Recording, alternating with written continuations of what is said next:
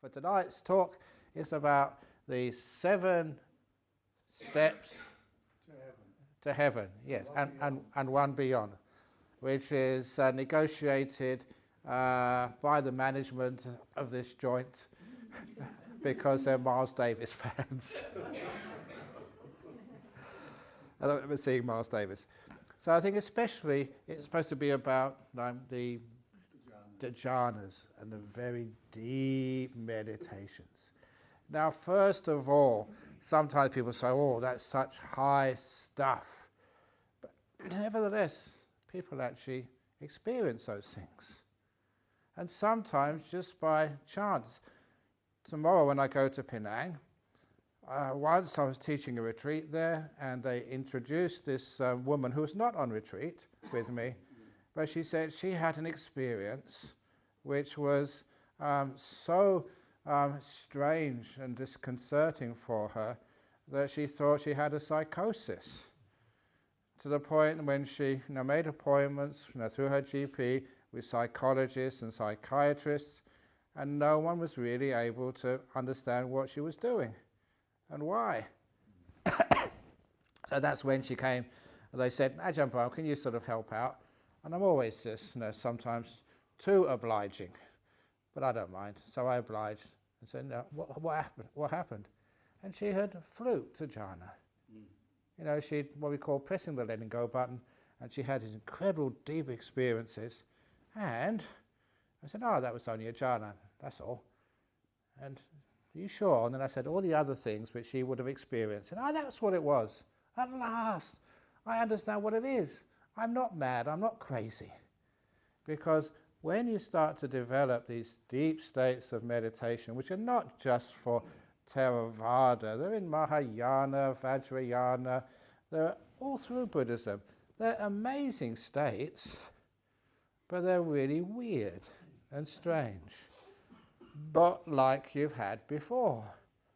And that's one of the reasons why, if you don't know what they are, if you haven't had some instructions or some explanations what they are and how they work, sometimes if they just happen, you get very afraid.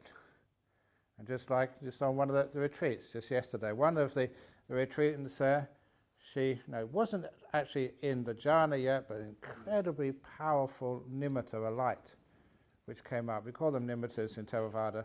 It was so powerful that she was so amazingly joyful and blissed, but it started to suck her in, and it scared her. She didn't know what the heck is going on.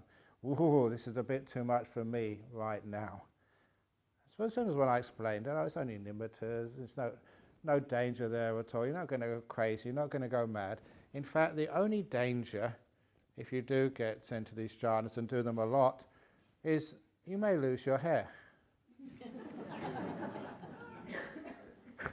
In other words, because that's what sort of thing happened to me. When I was at Cambridge doing my first meditation retreat, that got into a very, very deep state of meditation. I thought, what the heck was that?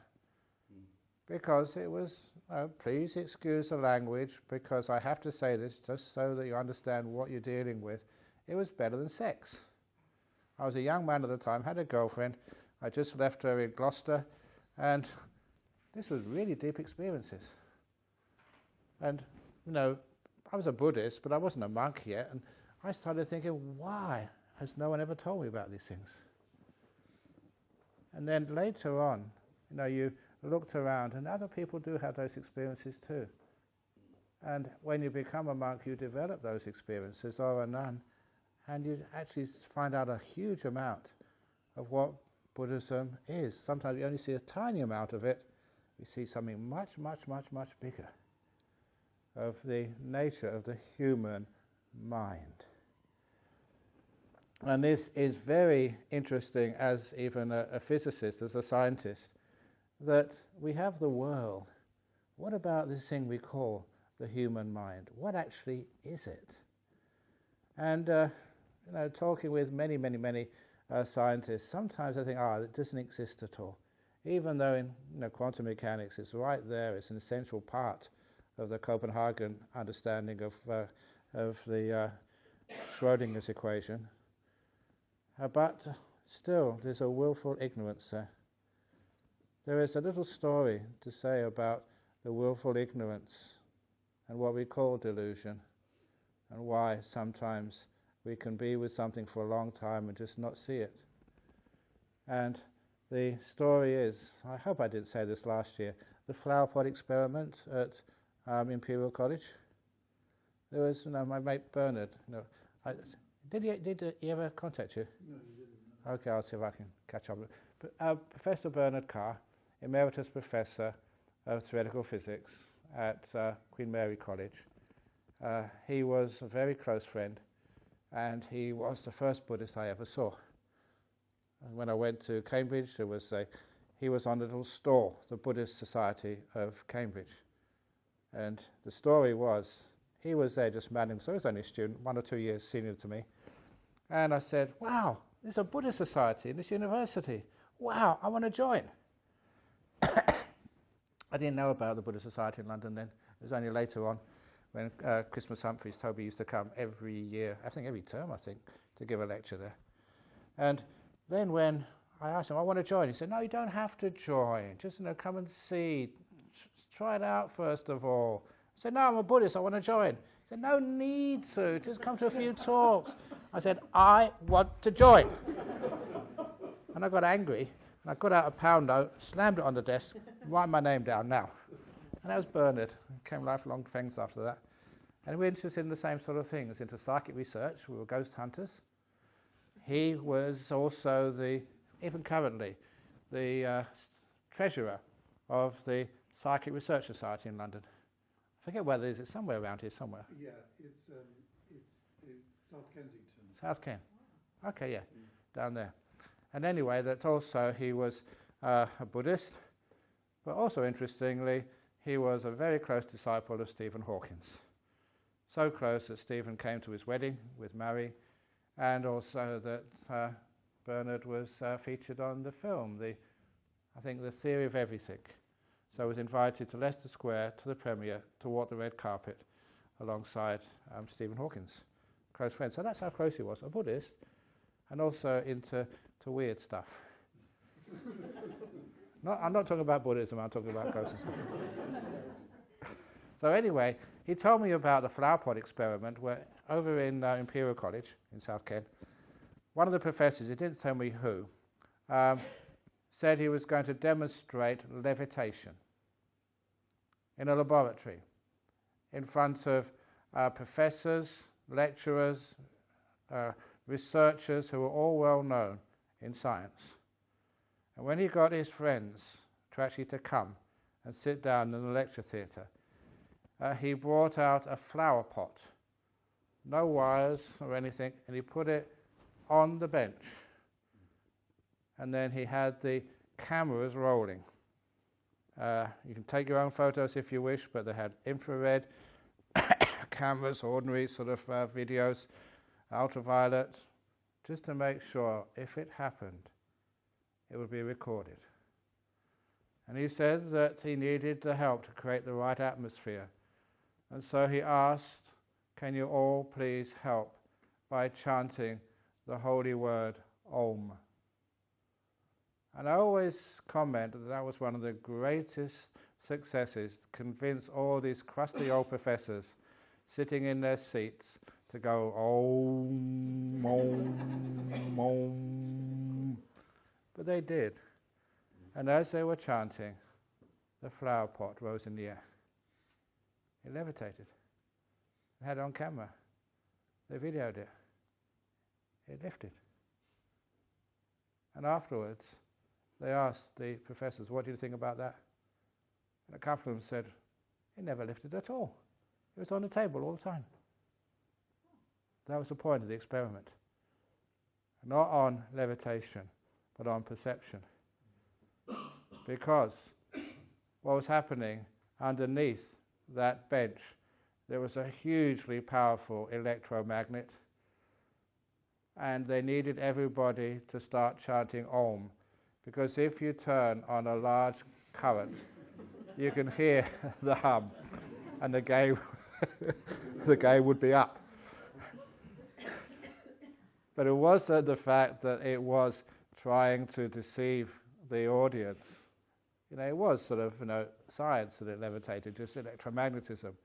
But the point was that many of those scientists refused to admit what they saw in front of their eyes, what was on the cameras. How it is that when we don't want to see, we won't see. Even our bare perceptions, raw data to our mind, will be filtered before we're even mindful of it or conscious of it. Now that is one of the dangers. So, we have little practices in Buddhism, the meditations, where we really get still and we go to places we've never seen before. As it used to say in Star Trek when I was a kid, to boldly go where no monk and nun has gone before. You remember that? It actually said boldly go, but I changed it to boldly. And so what happens? A lot of times we learn how to relax. The last thing which I left, the 6,000 Koreans who had just finished the walk in the demilitarized zone, we did a little meditation at the end. And they asked me to give them some advice before I left to come back to Australia. And then I said, I'll teach you a very powerful, simple meditation method. Relax. And the translator translated that into Korean. And they said, you don't need to translate it, now they know the meaning. All of you 6,000, after me, relax. So I had these 6,000 Koreans going, relax. And then the next part is to the max. And then the translator translated that to the max, so they all understood. Okay, now all together, relax to the max. Can you do that? Okay, let's do it. Relax to the max. Oh, that's an important meditation technique. We get sometimes way too tight. There was a psychologist told me that this gentleman came into their consulting rooms and they said that they had this really weird feeling that they weren't a human being, that they were a marquee. And then, but not always a marquee, sometimes they thought they were a teepee. And the psychologist thought, a very, very wise woman, he said, I know what that is. You're 2 tents.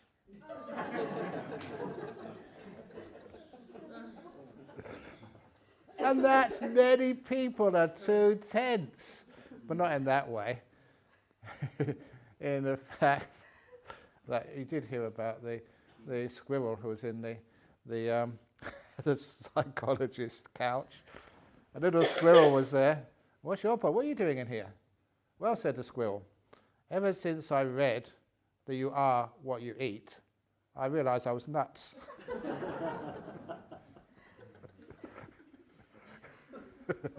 But anyway,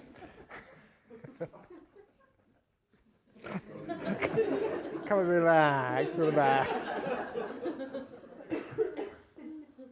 So anyway, it's important when you start any type of mind training to learn how to be at peace, to really relax.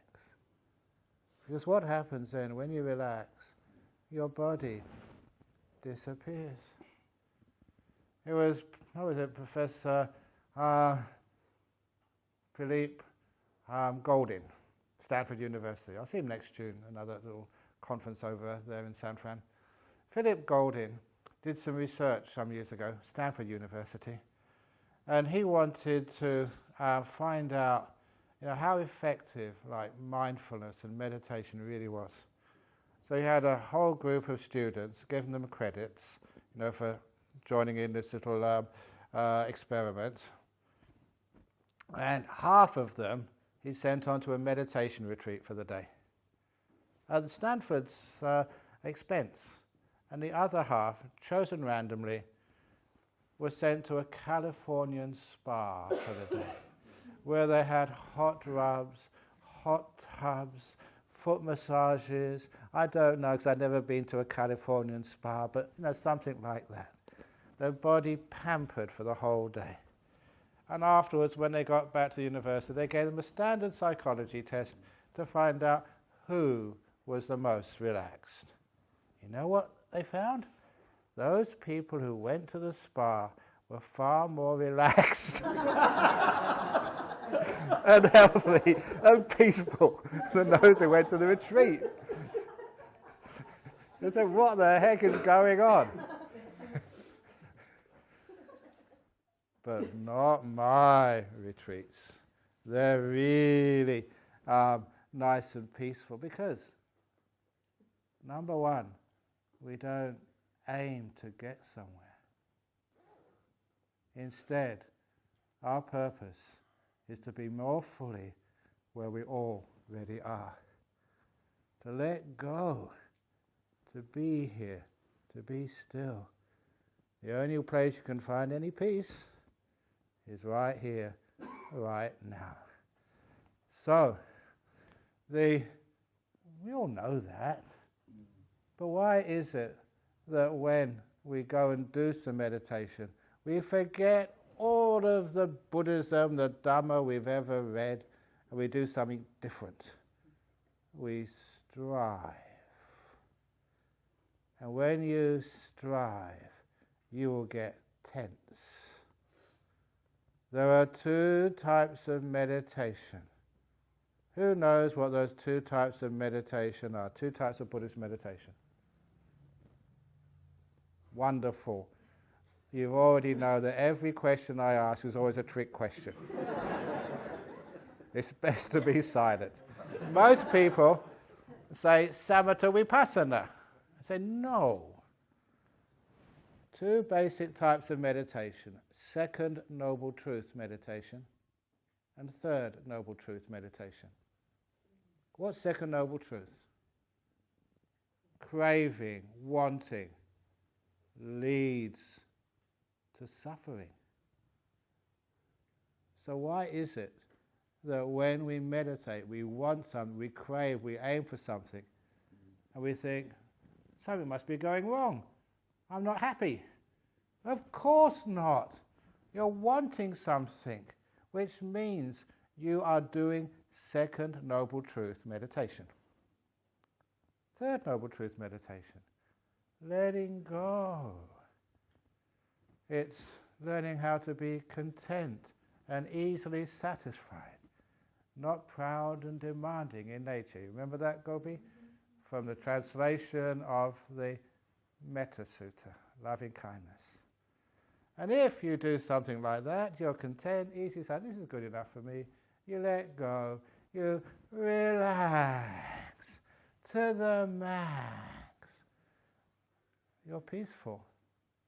And you end up getting very happy, very still, closer and closer to the ultimate happiness. Because you're following the right path of letting go, renunciation, giving up, just being. In all the places I go, Desmond, it's very rare to see human beings.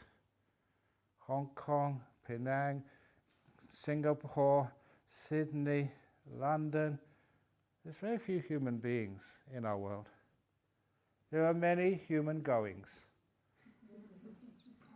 many human doings, many human worryings, but very few human beings just being here.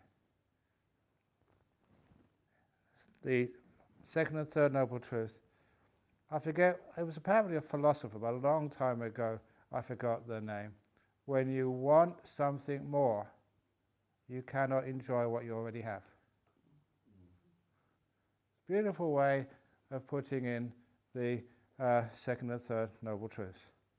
When you want something more, you can't enjoy what you already have. And the thing with meditation, it's supposed to be not more stress, It's not something a Buddhist does, like going to the dentist to get a checkup. Because I'm a Buddhist, I'm supposed to go to meditation. No, it's something you enjoy doing.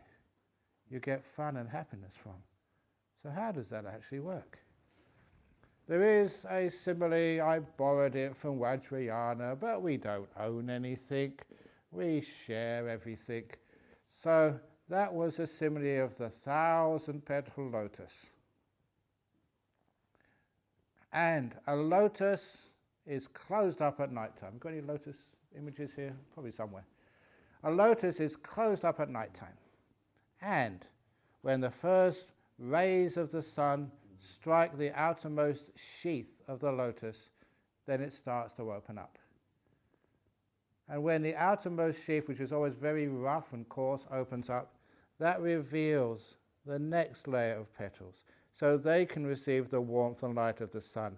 So they open up, so the light and warmth of the sun can hit the next layer of petals. They open up stage by stage, just because of the warmth and the light of the sun. And that stands for your body and mind. The warmth and light of the sun stands for kindness and mindfulness together. Not just mindfulness, but the kindness as well. That opens things up. And as it opens things up, just be kind and aware of your body. How are you feeling? It's okay to fidget in meditation. Relax to the max. Because then when you're nice and comfortable, your body disappears. It's not a problem anymore. That sheath of the lotus, your body, opens.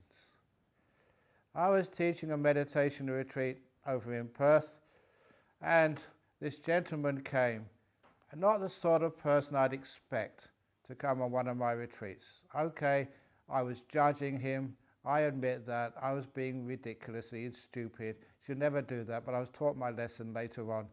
This fellow was really big, rough, tattoos all over him, looked like some sort of Hell's Angel, and wearing Australian national dress, which was just sandals, shorts, and a dirty old singlet. And I said, because not far from our monastery there's an open prison, Karnak prison farm. So I told him, I said, oh, excuse me, sir, but I think you got the wrong place. The prison is up the road. I just stereotyped him straight away. He said, no, I'm on your retreat. Really? I checked there, he's on. Okay, fair enough. So off he was on there on my retreat. One of the roughest persons I ever thought would come on my retreat. And then later on during the retreat, he came for his interview and he told me just what he was going through in his meditation. And wow, he'd opened up his lotus so far, he was in the jhanas. Blissed out of his mind, totally unaware of what's going on around him, but really aware of what's happening inside. The last person I'd ever expect, because I was stupid and judged people. And that taught me a lesson. Doesn't matter who you are, how long you meditated, what race, religion, age, or how many tattoos you have on you. Because how can you judge a lotus on the outside? It can be rough, dirty, because it has to weather the storms. But when it opens up, even the roughest of lotuses has these beautiful petals inside. And the deeper you go, the more beautiful they are. So this is actually what happens on a meditation. We're sitting there, we're just being kind, being aware, not doing stuff, not aiming for stuff. That's not being kind. That is trying to force yourself. Come on, you've only got a few moments left. You have to get somewhere. All those people who come on retreats, they pay a lot of money. They sort of have to sacrifice so much, have to beg to get permission from their husbands or their wives or their bosses to take the time off. And if you go back afterwards and say, what happened? They say, nothing. What, you mean you spent your holidays just having to get up at 5 o'clock in the morning or earlier, not having any dinner in the evening, no TV, no internet, you can't even talk. That's what that, Even in prison they allow you to talk, and you've volunteered for that and paid money for it. So people want to get something out of retreats, so they struggle too hard. But when you realize, just relax to the max. And as you're meditating, it's amazing, when you stop trying, things happen. That's the interesting thing. I'll just go into how these jhanas happen. Ajahn Chah used to say, Ajahn Chah, the great teacher, he said his forest, Wat Pao Pong, was like a mango orchard. And the trees had been planted by the Buddha, which was a metaphor, obviously. And he said that those mangoes, the mango trees, were just full of juicy, sweet mangoes. So ripe, so incredibly delicious. But, he said, you cannot climb the tree to get one of those mangoes. You cannot shake the tree to get it to fall. You cannot get a cherry picker, it doesn't reach that high. Or you cannot get like a bamboo pole or throw something at the bamboos to get them to fall. There's only one way, and one way only, to get those bamboos to fall and eat them. And that is to sit perfectly still under the mango tree and hold out your hand, and a mango will fall. That, I thought, was so ridiculous. No, you know mango trees. If I sat under a real mango tree over in Penang and just crossed my legs and opened my hand, I'd be there for hours and days, and if it did fall, knowing my luck, probably on my head, never on my hand. That's ridiculous. But then afterwards you realise the metaphor. The only way to get those deep meditations is to sit perfectly still and open up your heart. And then all those wonderful states, they just come to you. You try and struggle and climb that tree or shake it, and nothing ever happens, except just frustration and thinking that you can't meditate. So, instead, we learn how to sit here, relax our body, really care for your body. You don't have to sit cross-legged on the broken glass. Sit comfortably, relax, and really relax your body to the max. And then, what I introduced in Perth the last couple of years, always innovate a little bit here, a little bit there, to ask yourself, how peaceful are you in your mind? To start looking at what we call the peaceometer. You have a thermometer, just how warm or cold this room is. You have a speedometer on your car. You have so many meters. What about the peaceometer? So right now, how peaceful are you? 1 means, you're really peaceful. 10 means you're really agitated. 0 means you're dead. 20 means you're psychotic. How peaceful are you right now? Now, it doesn't really matter what the number is. It just means you have to be mindful. Put your attention on that part of your mind called how peaceful you are. You start to become aware of one of the most important parts of your mind, how peaceful or how agitated it is. And from that, what makes your mind more peaceful? What makes it more agitated? What is the cause of peace? And you see, trial and error, try this, try that, and you find out when the needle goes closer to 1, when the needle goes up to 10. Why? You're learning by your own experience that striving, goals, just makes you more tense. The needle goes up. Relaxing, letting go, the needle goes down. Just like the Buddha said, let go. Just be in this moment and be kind. And then you find your mind relaxes. You don't need to go places. You're already here. When I say that I'm on an aircraft tomorrow going to Penang, I don't go anywhere. The aircraft does. I just sit there, still.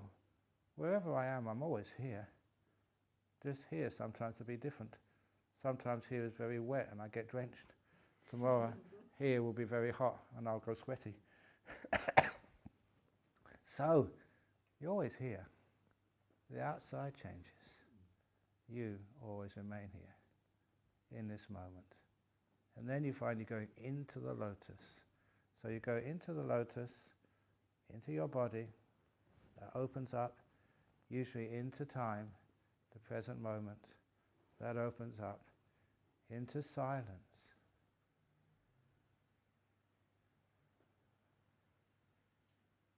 What was in your mind a moment ago? You were silent, you weren't thinking, because you didn't know what I was up to, when I was going to start talking again. Silence. Can you experience the silence? And it's very easy, it's very beautiful, and you know it's profound. So don't disturb the silence. One thing I always noticed when I used to go to listen to great music was I could not give a comment while the music was being played. If I said anything, wow, that's amazing, I'd have lost track of the flow of the music. I'd also probably be thrown out of the theatre or the concert hall. You had to be silent to listen to great music, which is one of the reasons why it was enjoyable. I didn't realize until later on when I started to become a monk and meditating, why one of the most important enjoyments of listening to great performance was it was so enjoyable you couldn't think. You didn't think. Afterwards, you maybe had some ideas of what to say about it, but during the performance, you were silent. And only in the silence can you fully enjoy and appreciate great music. Only in the silence are you really alive, because you're not talking back to nature, you're listening to nature, you're feeling her, you're there experiencing it without talking back. So, you go deeper into the silence. That's another layer of petals. It's gorgeous, it's beautiful. And you go deeper. You know what happens next? You get the beautiful breath, because there's nothing else is happening. And because you're not doing very much, another thing happens in meditation, before we actually get into the real amazing stuff, as you're just watching this lotus open up little by little, because of mindfulness and kindness, you find you get deeper into more beautiful, fragrant petals. And then even the breathing becomes very delightful. Weird. Why? And it's because, and I've noticed, to see a world in a grain of sand, a heaven in a wildflower, hold infinity in the palm of your hand, eternity in an hour. That's William Blake, 17th century, artist and poet, mystic. I don't know what he was doing, but he certainly, was on the money, as they say, because that's what happens when you get very peaceful and still. Even a grain of sand looks beautiful. A flower just blows your mind. It's amazing what you see there, because stillness empowers your mindfulness. You're like you're waking up. You see more. You appreciate more. And even when I was on the retreat over in Perth recently, after finishing the retreat, just beautiful energy. For breakfast, I had baked beans. I like baked beans because we always say, may all beans be happy and well. And I like the beans to be happy and well in my tummy. All beans, baked beans, runner beans, soya beans, may all beans be happy. But anyway, there I was, and this was no exaggeration. I put just one baked bean in my mouth, and wow, I never tasted a baked bean which was the texture, which was just so soft, but it wasn't sort of mushy. It was just the right texture, and the tomato sauce on it. It wasn't too sweet, no too salty. It was a tangy taste of a tomato, a little tiny bit of acid. and just the way everything came together. I've never tasted a single baked bean, just such a taste explosion. I thought it must have come from some Jamie Oliver or some celebrity chef, until I finally found out it was from a can of Heinz baked beans. Why? It's because when you have a lot of stillness, your awareness really becomes strong. So actually when you're opening up that lotus, you're really getting a strong mindfulness. And everything looks delightful. Things which you never thought of will be delightful, were full of joy. To see a world in a grain of sand, a heaven in a wildflower. And this is nature. The deeper you go into that lotus, the more beautiful it is. Just because your mind is waking up and getting powerful. And when it gets very, very powerful, because you're enjoying yourself so much, that you don't need to do anything. You're relaxing to the max, you're conserving your energies. And energy, instead of flowing in to what I call the doer, the active part of your mind, judging, planning, thinking, trying to understand and take notes, it's just knowing. Pure mindfulness with kindness. And that becomes incredibly bright. You don't need to do much breathing, because you're just like a car in a garage, just idling, purring without expending too much energy. More energy, and so the joy just takes off. For anyone who is Ajahn Brahm making this up, just have a look at stuff like the Anapanasati Sutta. Stage 5, 6, 7, 8 are all about getting piti sukha, joy and happiness up, bliss up, getting more and more and more, until then you get into the juicy stuff, the nimittas and the jhanas.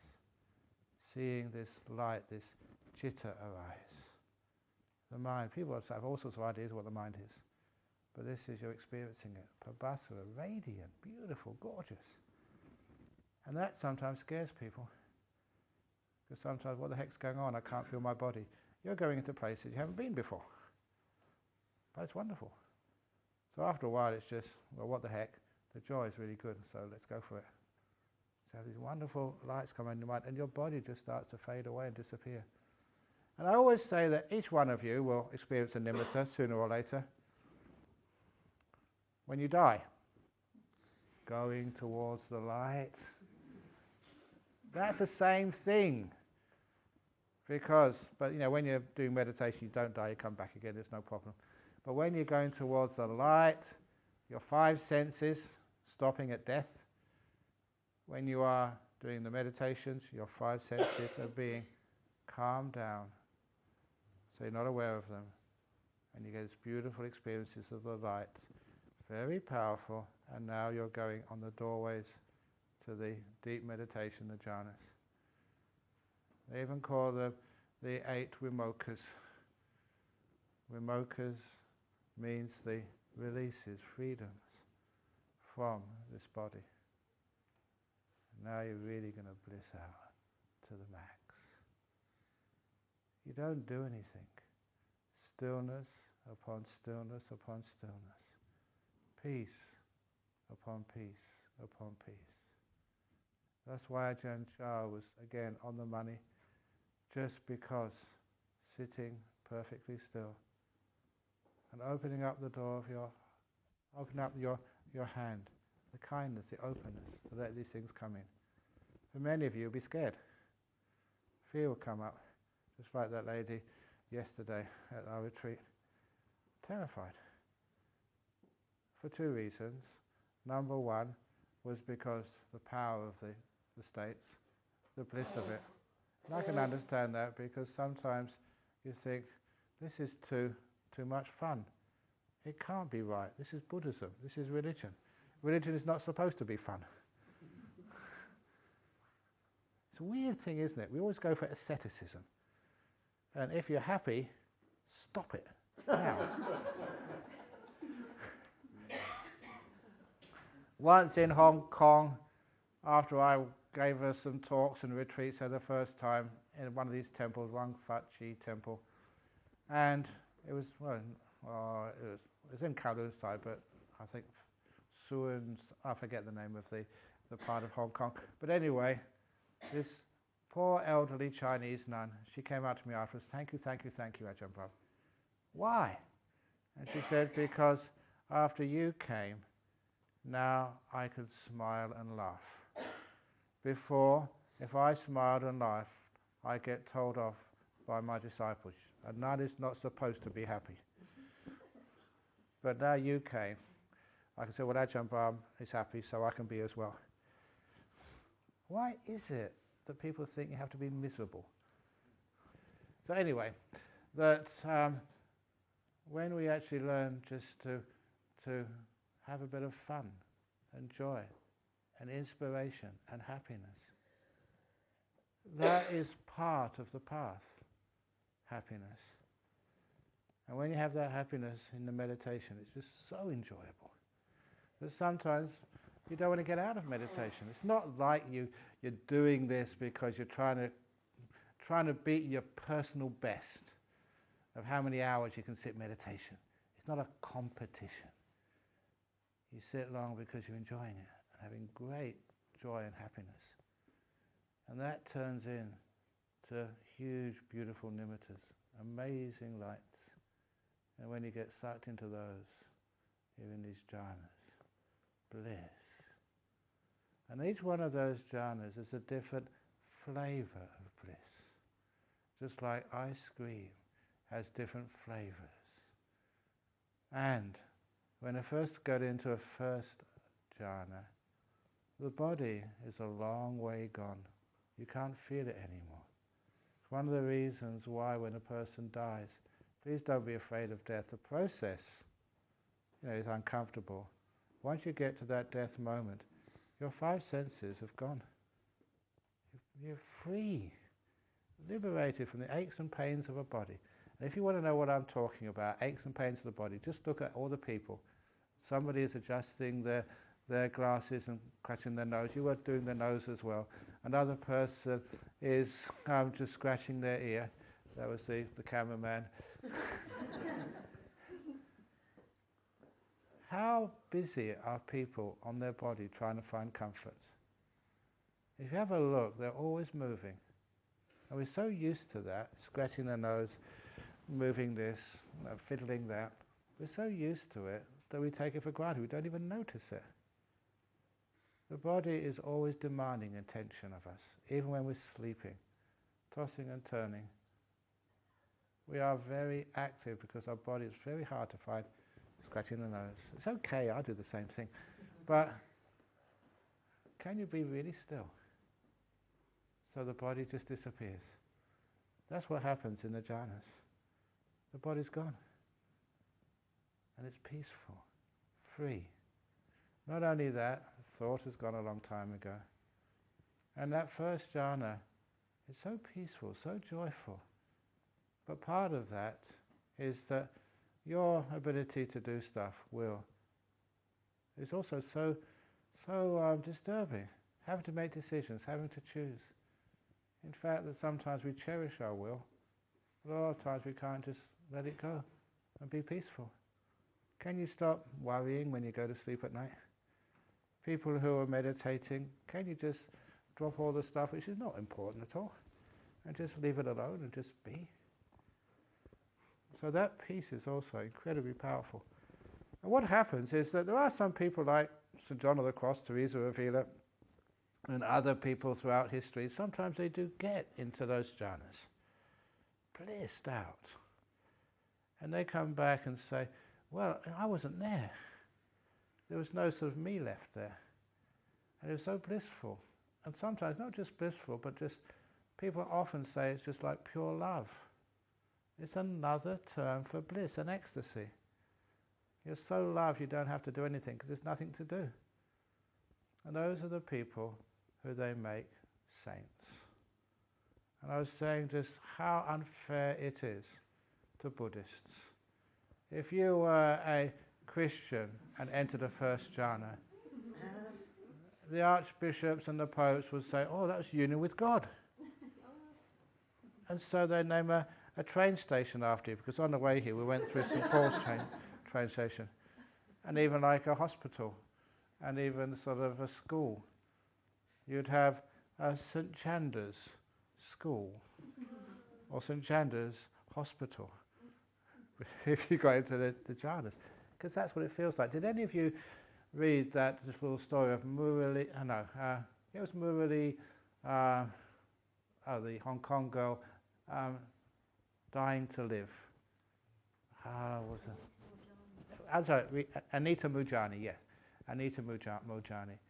She was had all these tumours in her. She was really a piece of work, and she had so many operations. And then one operation, she sort of died on the operating table. Now, floating out, she could hear what the doctors were saying, and then sort of they were really stunned. It was in Hong Kong where she had her operation, even though she was an Indian national. And then she floated off into this incredible light, so blissed and so loved. And she said that was union with God. He said, in that beautiful state, peace, joy, nothing to do anything, just so much happiness. She came back and she realized that the cause of her cancers was trying to please others, trying to be perfect, trying to be something she was not. And she realized that was the cause of her illness. And apparently when she came out afterwards and came to consciousness, the first thing she told her physician, who was surprised that she came out of the near-death experience, to say, I'm cured. What do you mean you're cured? You know, you got cancer, you just almost died. You got tumours all over you. He said, no, I've seen the reason for my illness. It's gone now. The cause was gone, and the tumours just started shrinking. And you know, she was free. Interesting, the insight which came from those deep experiences. Why? Are you always trying to live up to other people's expectations? Trying to be something you're not. You can imagine the tension and tightness there. So, relax to the man. Stop trying to live up to other people's expectations. Stop trying to be perfect. There's a t-shirt which I love. It was over in Australia, I first saw it. The first line was, nobody is perfect. Second line, I am a nobody.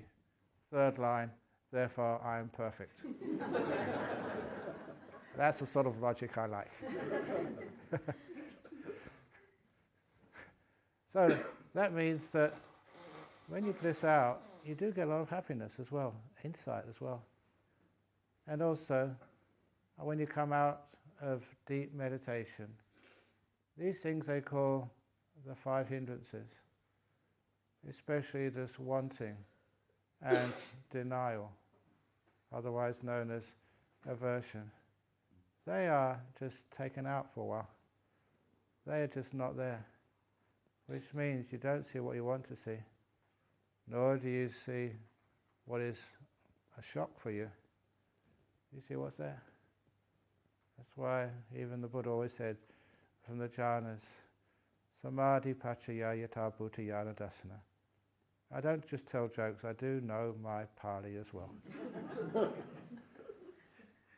From the stillness, from especially the jhanas, you see things as they truly are. When I was in Korea, I was listening to the translation of one of the head monks of the Jogje order, and he was an amazing man. He had, just to show how tough he was, he'd actually burnt off one of his fingers under a candle. If that wasn't enough, he did the second one as well. He only had 3 fingers on one hand. So these, you know, they're not they're very tough monks. But he was in his sermon, he said something which, you know, is in the Jogje Korean Zen tradition as well. He said that if you want to see the full moon and the stars at night, the best place to see them is as a reflection in a lake up in the mountains. But the lake has to be perfectly still. If there is a ripple on the surface of that lake, the image of the moon and the stars will be distorted. But if you're fortunate enough to go to a lake and it's a still night, there's no wind, and the lake isn't trembling, it's like a mirror, like a perfect glass smooth mirror, and then you see the accurate, undistorted reflections of the moon and the stars.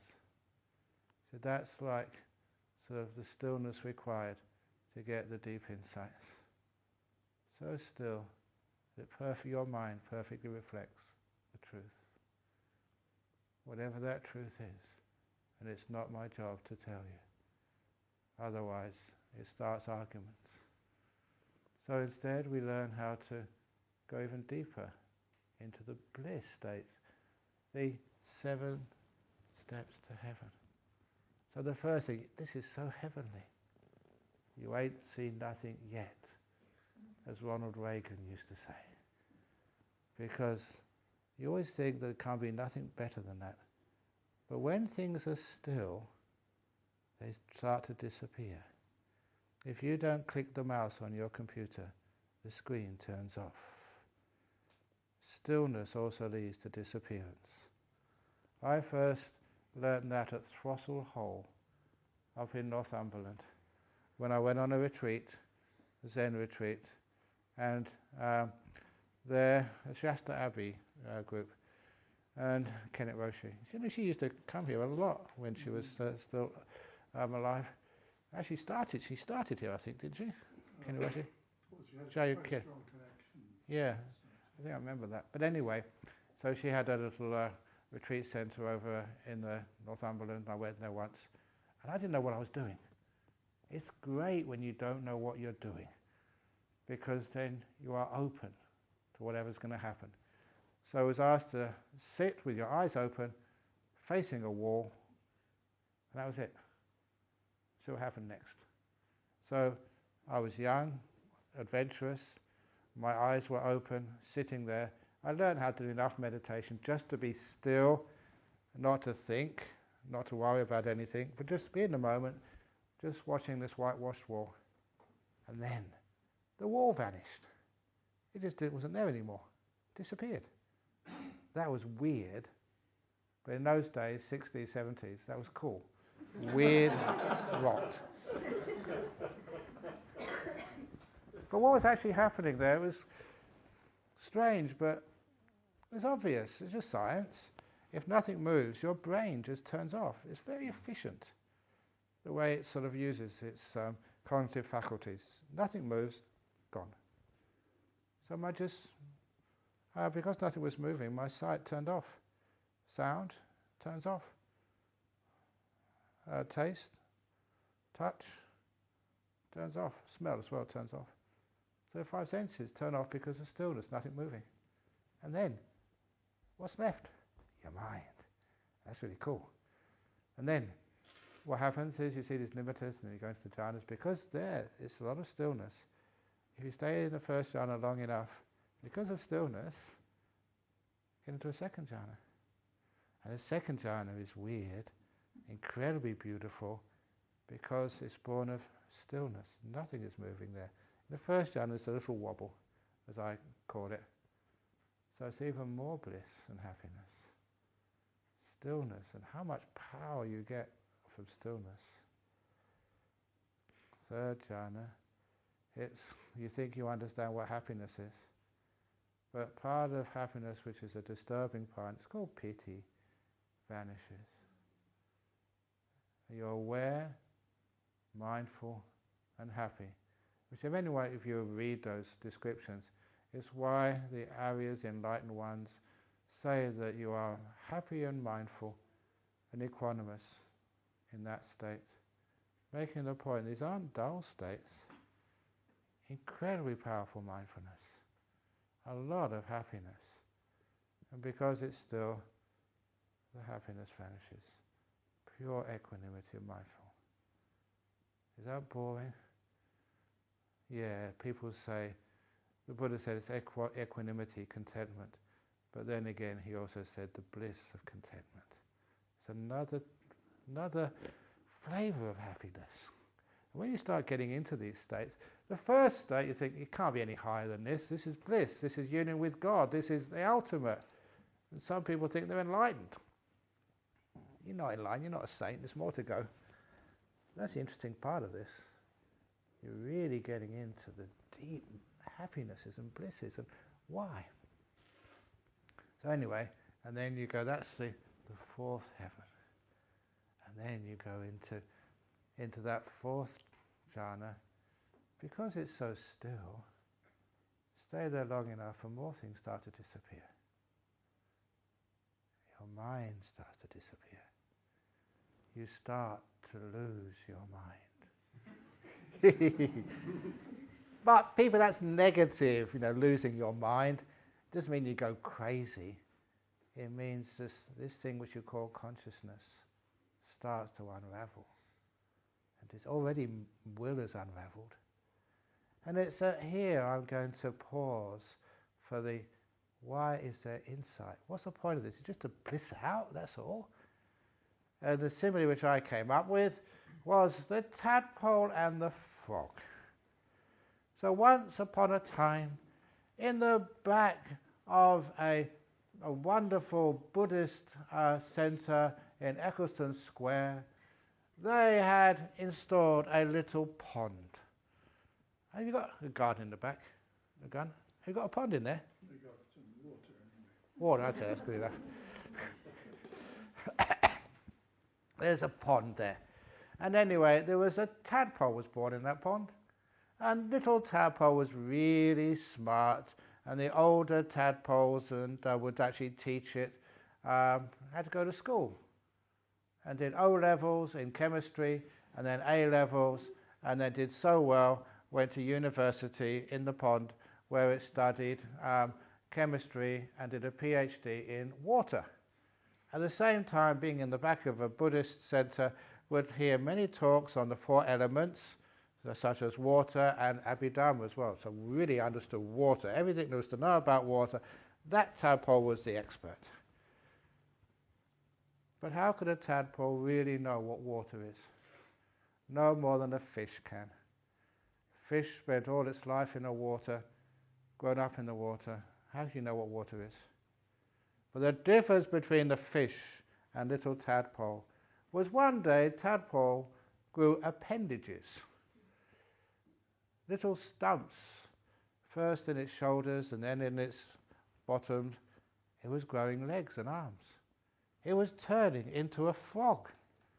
And one day, little frog, not really knowing what it was doing, decided just to let go and jumped out of the lake. And that was the weirdest experience ever for little frog.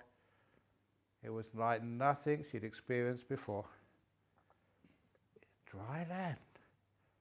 It was born in the water, lived all its life in the water, studied in the water, and knew everything. She thought she knew everything about the water, but when the water disappeared, that was spooky. But only now could little frog understand what water truly is. Once it disappeared. Otherwise, could not notice it. Once it disappeared, then could get insight into the nature of this strange thing which was no longer there. Do you think you really understand your body and five senses? It's always there for you. Only when it disappears can you understand what they really are. When people become monks and nuns, say, what are you doing that for? Get a life, Ajahn Brahm. Look, no, you're young, you're still attractive. Get a... Okay, well, I don't hear that these days. Why'd you leave the world? Oh, okay, crikey. Anyway, that's how the tadpole becomes a frog and becomes enlightened. Knows what water is. Just like you get a jhana when the body disappears, then you can understand what the body is in the five senses. When will disappears, second jhana, no will there, gone. You're there, not will.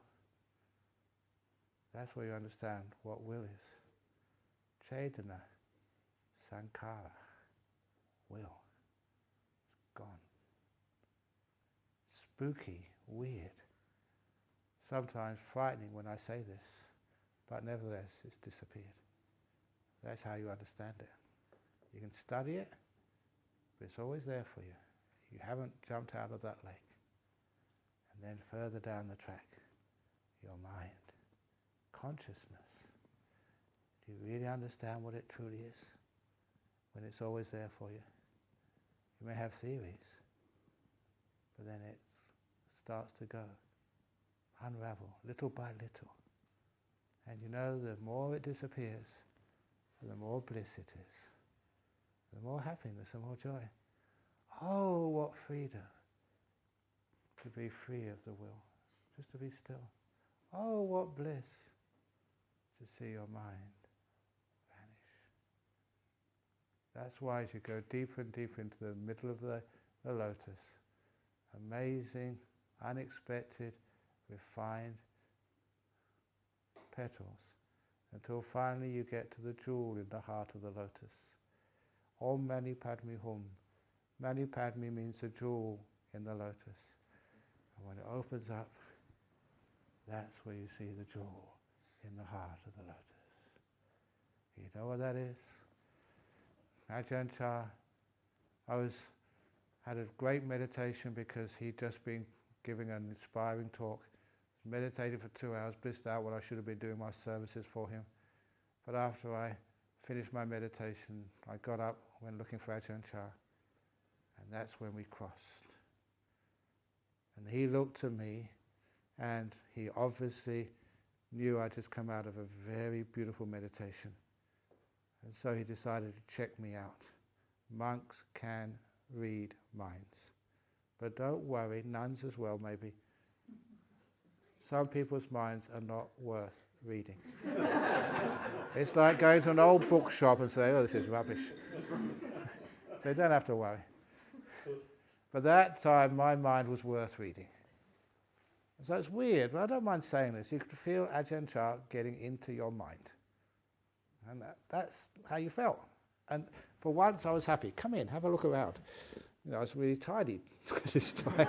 Other times, no, keep out, I'm not ready. And after checking me out, that he looked at me. Brahma Wangso, that's the full name, without the Ajahns and other stuff. I was going to say that I actually signed the book today, His Sogginess, Ajahn Brahm, because I was really wet when I came in here today. So I signed His Sogginess. Anyway, Brahma Wangso, why?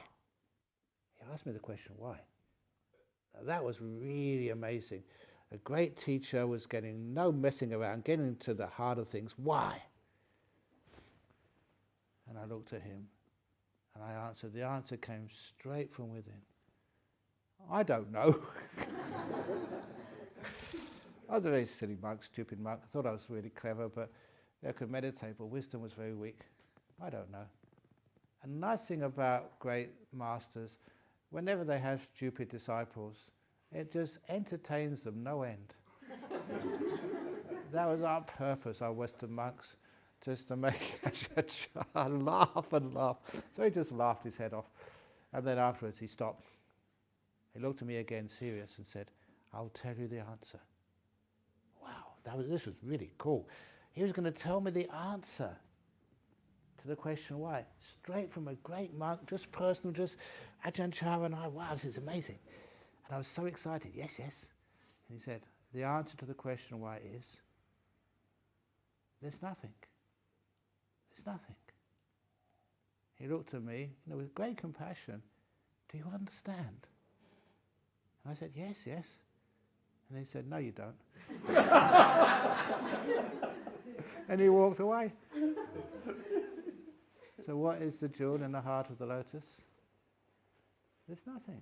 It's empty. Nothing there. Do you understand? No, you don't.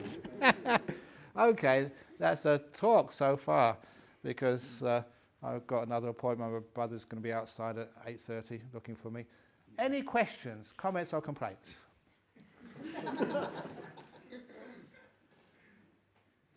Questions are no extra charge. Ah, come on. Yeah, very good, yeah. Can you become addicted to being in the jhanas? Is that a danger that you can... Haha, great question. Can you be addicted to being in the jhanas? The answer is yes. It's stated in the Pasadika Sutta of the Digha Nikaya. The Buddha said, if anybody asks you, monks and nuns, can you be addicted to the pleasures of the jhanas? You should answer yes, because you're telling the truth. Then what happens to you if you are addicted to the pleasures of the jhanas? Only 4 things can happen to you if you're addicted to the pleasures of the jhanas. Stream winning, once returning, non-returning, or full enlightenment. The 4 stages of enlightenment. That's what happens if you indulge in the jhanas. That's pretty neat, isn't it? You get enlightened. That's what you're supposed to do. That's our duties. So you get the great pleasures of the jhanas, and that actually is the way. Beautiful pleasures. So the Buddha said in many places, such as the Mahamalunkyaputta Sutta 64 of the Majjhima Nikaya, where he said that these jhanas, the bliss of jhanas, na bayitabang, asewitabang, bahudikatabang, bhawetabang. They are not to be feared because they're so pleasurable. They are to be followed, developed, made much of. He said that not just once, many times in the Atthaka Nagara Sutta, many other places. So great when you actually see it there. Wow, that's what you should be looking out for and developing. The happiness of renunciation, of stillness. You know, another thing, just from the suttas, this was really sort of, wow, when I sort of read this sort of stuff from the Buddha, that he described just the bliss, the happiness of even the first jhanas. He called it Sambodhi Sukha. Sambodhi means happy, means enlightenment. He called that experience enlightenment happiness. And quite frankly, that with all the great respect we obviously have to a Buddha, that exaggerating it a bit, but it's close enough to give you a taste of what it's like to be totally free, enlightened, gone.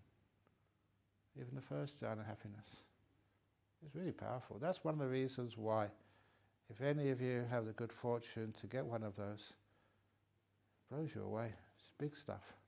So I say it's the sort of stuff which you'd be called a saint. They're not that hard to get. In the time of the Buddha, how many people who said we're getting enlightened? Non-returners, once-returners. You read those books, and why isn't it happening today? You guys, lay people, men, women. Why isn't it happening today? Are you somehow different? Is it all the best enlightened beings? They got the creme, in the time of the Buddha, and it's only just the dregs of humanity left. Is that the case? No way. And the last thing just is, how does this happen? Because first person, lay person, who told me, and it's obvious that what they did was correct, got into this amazing jhana. What do you do special this time? And they said, they let go. They really let go. The second person, lay person, I asked the same question, what did you do special this time? They gave the same answer. They really let go. The third one said something similar, so I stopped asking after that. You're really letting go. Letting go of all control, all doing, all choosing, just being and disappearing. Just like you're driving a car, and it's this disciple over in Perth had this dream, driving a car, and it's going at full speed over a cliff, and I'm in the passenger seat. And I tell them, take your hand off the steering wheel, feet off the pedals. I can't, we're going to die. Take your feet off the steering wheel, feet off the pedals. Ba, ba, ba, ba. And in the dream, she actually did that. She took her feet off the steering wheel. Feet off the steering wheel, that's the wrong way around. Hands off the steering wheel, feet off the pedals. And we went right over the cliff. Incredible speed. And at the bottom of the cliff, it wasn't sort of a flat, it sort of bent a little bit. But the car could maybe sort of take that bend, take that sort of curve and sort of flatten out. But then there was a really sharp right-hand bend. So as we were careering down, we managed to take the fall and sort of level off. But then as soon as she came across this really sharp right-hand bend, she went to go and take put the hand on the steering wheel. I said, hands off the steering wheel, feet off the pedals. And in her dream, the car turned by itself and carried on perfectly without any problem. I said, well done. Now, don't do that in the Australian traffic, but when you're meditating, try that, really let go. It's scary sometimes to let go because you're out of your comfort zone. And it's also many of the dangers you think, something's going to happen to me. No, relax. See what happens. It bliss out of your head. The trouble is we're such control freaks. We always interfere. That's one of our problems.